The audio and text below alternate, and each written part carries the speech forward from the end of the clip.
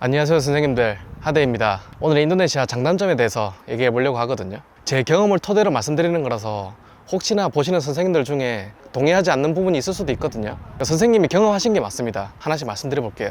첫 번째, 친절함입니다. 인도네시아 분들 대부분이 외국인들한테 친절하거든요. 특히나 한국 사람들한테도 굉장히 친절하세요. 그게 아무래도 이제 한류의 영향, 막 K-팝이라든지 K-드라마를 좋아하시는 분들이 많다 보니까 호감을 먹고 들어가는 부분이 있거든요. 대인관계를 할 때 첫인상이 반 이상 먹고 들어가잖아요. 부탁을 할 때라든지 혹은 낯선 사람을 만났을 때 아이스 브레이킹이 되니까 자연스럽게 친해지는 경우가 많아요.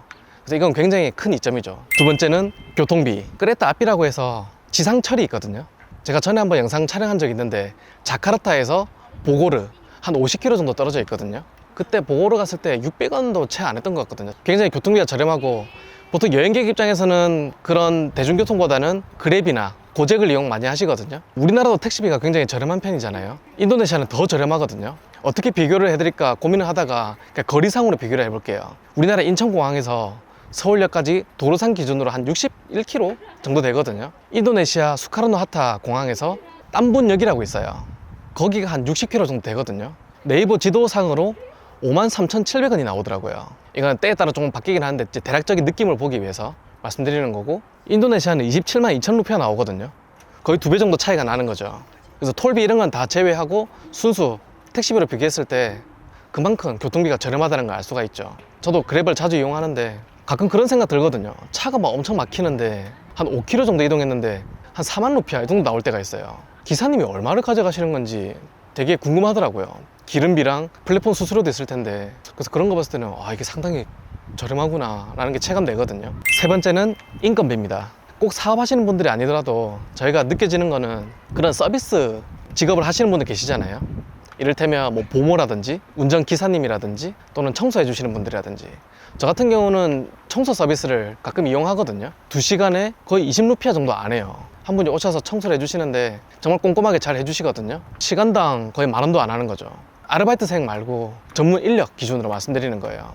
그리고 제가 이제 이용은 안 해봤는데 운전기사님이나 아니면 보모 한 달에 우리 돈으로 50만 원 안 하는 걸로 알거든요. 보모 같은 경우는 유니폼을 입고 전문 업체가 있어요. 운전기사님 분들은 개인 간에 거래도 하기도 하더라고요. 우리나라 같은 경우는 전문 인력 하면 부르잖아요. 일당 10만 원 이상은 드려야 될 거예요. 그러니까 그런 거에 비해서는 굉장히 저렴하죠.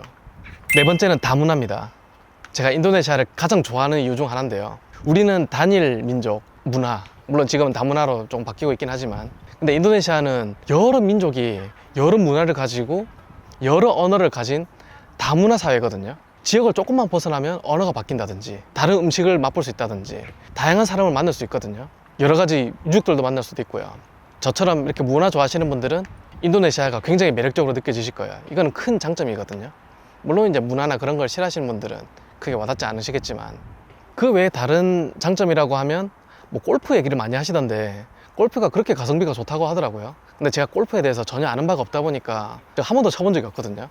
그래서 뭐라고 이렇게 말씀을 못 드리겠어요. 들리는 얘기로는 골프가 그렇게 가성비가 좋다고 하더라고요. 이렇게 장점을 뽑아볼 수 있겠네요. 근데 사실 외국인 입장에서 외국에 살다 보면 장점보다 단점이 더 많을 수밖에 없거든요. 단점에 대해서 조금 몇 가지 말씀드려 볼게요. 첫 번째는 환경 오염입니다. 대표적인 게 수질. 녹물이 나오는 건 아닌데요. 제가 필터를 쓰는데 원래는 이게 3달 쓸 수 있는 필터로 알거든요. 근데 일주일을 못 버텨요. 바로 갈변하더라고요. 양치질 하실 때 반드시 생수로 하셔야 되고요. 수질이 안 좋다 보니까. 그래서 굉장히 찝찝한 게 이제 설거지. 어디 식당이나 이런 데 갔을 때 분명히 그 물로 요리하고 설거지를 하실 텐데 그 부분이 배탈을 일으키는 요인 중 하나가 아닐까 싶기도 하고요. 대기오염. 스모그가 항상 껴 있어요, 자카르타는. 1년 365일 중에 맑은 날이 손을 꼽히거든요, 정말로. 그래서 맑은 날을 제가 막 사진도 찍어두고 할 정도로 굉장히 맑은 날 보기가 힘들어요. 그래서 마스크 꼭 착용하셔야 됩니다. 두 번째는 교통체증입니다.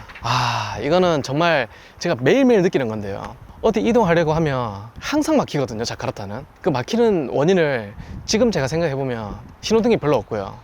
오토바이가 너무 많아요. 근데 차량 자체도 많지만 오토바이가 사이사이 끼어들다 보니까 차가 많이 막히기도 하고요. 근데 유턴을 해야 되는데 우리나라 같은 경우는 유턴이 차선이 안쪽으로 하나 더 빠져가지고 유턴을 할 수 있게끔 돼 있잖아요. 인도네시아는 그런 차선이 없기 때문에 유턴을 하려고 쓰다 보면 뒤가 쭉 다 막혀요. 차선도 좁은 데다가. 그러니까 원인을 떠나서 교통체증이 굉장히 심하기 때문에 어디 이동할 때 플러스 30분, 최대 1시간 정도는 여유 있게 이동하셔야 됩니다. 차가 언제 안 막히냐면 새벽 한 2시, 3시 사람들 다 주무실 때 그때만 차가 안 막히지 항상 막힌다고 보시면 돼요. 세 번째는 1번과 이어지는데 위생입니다. 저처럼 장이 민감하신 분들은 반드시 탈이 나시거든요. 그게 아무래도 얼음이나 그런 게 원인이 아닐까 싶어요. 아까 설거지 할 때 쓰는 물이라든지 마시는 물도 솔직히 좀 찝찝하긴 하거든요. 인도네시아 분들 자체가 위생관념이 조금 떨어져요. 예를 들어서 어디 테이블을 닦을 때 이렇게 물수건으로 닦으시거든요. 근데 물수건에서 냄새가 나요. 제대로 빨지 않고 그냥 써서 그런 거거든요. 눈에 보이는 이물질만 제거한다는 그런 생각으로 닦으시거든요. 물론 뭘 뿌리시긴 하던데 그게 뭔지는 모르겠어요. 아무튼 좀 위생관념이 떨어지기 때문에 그런 부분이 조금 아쉽긴 해요. 뭐 이건 점점 나아지겠죠. 네 번째, 모기입니다. 와, 모기는 피하려고 해도 피할 수가 없어요. 대형 몰에 가도 모기가 있고요, 좋은 호텔에 가도 모기가 있고요, 심지어 그랩 택시 안에도 모기가 있거든요. 모기가 무서운 게 질병을 옮기기 때문에 좀 걱정되긴 하거든요. 저 같은 경우는 국립중앙의료원에서 인도네시아 간다고 하니까 필수 예방접종 그런 명단이 있더라고요.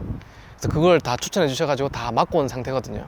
근데 그거는 일종의 예방이지 막을 수 있는 건 아니니까요. 그 정도로 모기가 조금 걱정되긴 하거든요. 그래서 제가 모기 기피제를 뿌리는데 우리나라 모기 기피제 대박이에요. 확실히 효과가 있거든요.